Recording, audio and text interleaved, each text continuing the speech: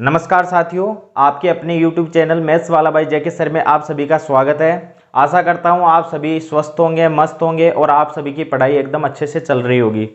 तो आज का जो अपना टॉपिक है वो है परसेंटेज यानी प्रतिशत है कि यदि किसी संख्या का 20% 120 हो तो उसी संख्या का 120% कितना होगा।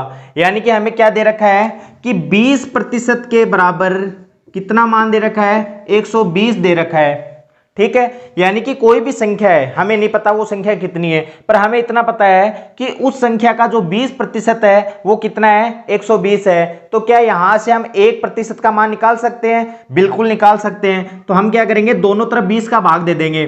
तो इसमें 20 का भाग देंगे तो क्या आएगा, 1%, और 120 में 20 का भाग देंगे तो क्या आएगा, 6। यानी कि 1% बराबर क्या आ गया, 6। अब इस प्रश्न में यदि हमें पूछता कि वह संख्या क्या है, तो वह संख्या क्या होती है, अपने आप में 100% होती है। कोई भी संख्या है वो अपने आप में 100% होती है। तो 1% का मान हमें पता है 6 है, तो 100% का मान कितना हो जाता, 600 हो जाता। पर यहां पे अगले ने हमें क्या पूछ लिया, उसी संख्या का 120% कितना होगा। जब हमें 100% ज्ञात करना था तो हमने क्या किया, इस 1 को 100 से गुणा किया, तो यहां पे भी 100 से गुणा हो जाता है। तो अबे हमें क्या करना है, 120 का मान ज्ञात करना है, 120% का मान ज्ञात करना है। तो यहां पे दोनों तरफ क्या करेंगे, 120 से गुणा कर देंगे। तो यहां पे 120% बराबर क्या आ जाएगा, 6 गुणा 120। और जब 6 को 120 से गुणा करेंगे तो 120% का मान कितना आ जाएगा, 720। यानी कि वह जो संख्या थी उसका 120% क्या हो जाएगा, 720। आशा करता हूं आपको मेरे द्वारा समझाए गए हर प्रश्न का जो हल है वो आसानी से समझ में आ रहा है। फिर भी अगर आपको कोई चीज कहीं पे भी समझ में नहीं आती है तो कमेंट बॉक्स में आप मुझे कमेंट करके बताएं। मैं नेक्स्ट लेक्चर में उसे सोल्व करने की कोशिश करूंगा। अब देखिए, आपको एक बात याद रखनी है। क्या याद रखना है कि जो भी चीज आपसे पूछी जाती है, प्रश्न में आपसे जो भी चीज पूछी जाती है वो सदैव ऊपर आएगी, अंश में आएगी, और जिससे या जिसका पूछा जाता है वो संख्या हमेशा नीचे आएगी। जैसे एक एग्जांपल लेके देखते हैं। जैसे मैंने कहा अक्स है वो y का 8 गुना है। मैंने क्या कहा, x है वो y का 8 गुना है। तो इसका मतलब क्या हो गया, अब मैं यहां से बोलता हूं, यानी कि मैंने लिखा x और y। अगर y 1 है, तो x कितना हो गया, 8। क्योंकि प्रश्न में दे रखा है x y का 8 गुना है, यानी y 1 है तो x कितना हो जाए, 8 हो गया। अब हमें क्या बोल रहा है, जैसे यहां पे क्या पूछ सकता है, पूछ लिया हमें, यानी x y से, तो पूछ रहा है x और किससे, y से, तो x y से कितना अधिक है। जैसे प्रश्न में बोल दे कि x है वो y से कितना अधिक है। अगर ये बात हमसे पूछे कि x y से कितना अधिक है, अधिक का मतलब देखिए यहां पे x है वो y से कितना अधिक है, 7 अधिक है। ठीक है, तो यहां पे जिसके बारे में पूछता है वो हमेशा ऊपर आती है। किसके बारे में पूछ रहा है, x के बारे में, तो x आ गया। किससे, जिससे, मैंने कहा जिससे या जिसका, तो ये किससे अधिक है, y से। y का मान कितना है, 1, यानी वो नीचे आ गया और गुणा 100। ठीक है, इस प्रकार से इसको सोल्व करते हैं। यानी कि 7 ऊपर आया क्योंकि x का मान पूछा। जिस भी संख्या के बारे में पूछ रहा है, जिस भी चीज के बारे में पूछ रहा है वो ऊपर आएगी, जिससे पूछ रहा है वो नीचे आएगी और गुणा में 100 हो जाएगा, प्रतिशत का चिन्ह आ जाएगा।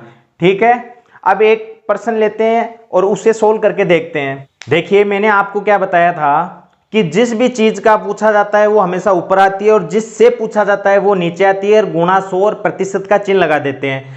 अब हमने एक प्रश्न लिया है।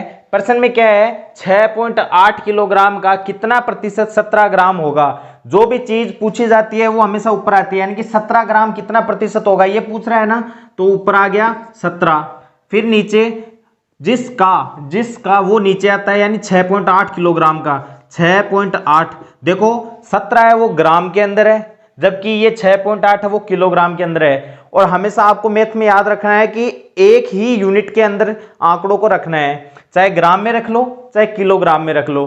तो हम क्या करेंगे, 6.8 को ग्राम में बदलेंगे। ग्राम में बदलने के लिए क्या करेंगे, 1000 से गुणा कर देंगे, ठीक है। और मैंने क्या बताया था कि जिसका पूछा जाता है वो ऊपर, जिससे पूछा जाता है वो नीचे, गुणा में 100 और प्रतिशत का चिन्ह लगा देते हैं, ठीक है। अब हमें क्या करना है, दो बिंदु से दो बिंदु कट गई। देखो यहां पे ये 10 मल्टीप्लाई में है तो इसका पॉइंट हट जाएगा, तो आंसर में क्या आएगा, 17/68। अब ये कट रहा है क्या, कट रहा है, बिल्कुल कट रहा है। 17 एकम 17 और 17 चौकू 68, यानी कितना आ गया, 1/4। यानी कि 6.8 किलोग्राम का कितना प्रतिशत है, 17 ग्राम है, तो कितना है, 1/4%। अब देखो 1/4% का मतलब कितना होता है, 0.25%। 1/4% का मतलब कितना हो गया, 0.25%। यानी कि 17 ग्राम है वो 6.8 किलोग्राम का कितना प्रतिशत हो गया, 0.25%।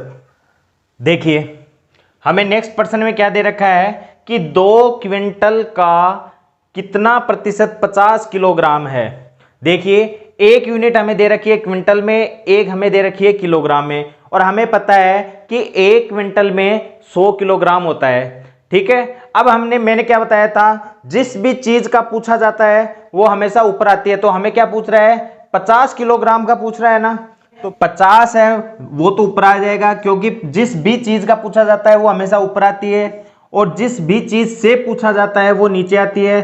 तो 2, अब क्विंटल में है, क्विंटल हमें पता है एक क्विंटल में 100 किलोग्राम होता है, तो यहां पे क्या करेंगे, इसको 100 से गुणा कर देंगे। अब दोनों इकाइयां क्या हो गई है, किलोग्राम में, ये भी 50 किलोग्राम हो गया और ये भी 200 किलोग्राम हो गया। फिर क्या करना है, 100 से गुणा करना है और प्रतिशत का चिन्ह लगा देना है। अब कट रहा है क्या, 100 से 100 कट गया। अब देखो 50 में 2 का भाग देना है, तो 50 में 2 का भाग देंगे तो कितना आएगा, 25%। यानी कि जो 50 किलोग्राम है वो 2 क्विंटल का 25% है, यानी कि 1/4 भाग है, ठीक है। अगला प्रश्न देखते हैं जो कि रीट 2017 में आया हुआ प्रश्न है। क्या दे रखा है कि 80 का कितना प्रतिशत 80 है।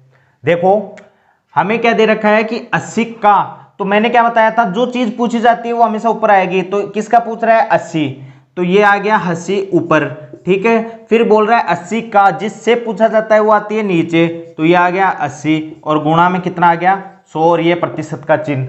80 से 80 कट गया, तो आंसर क्या आ गया, 100%।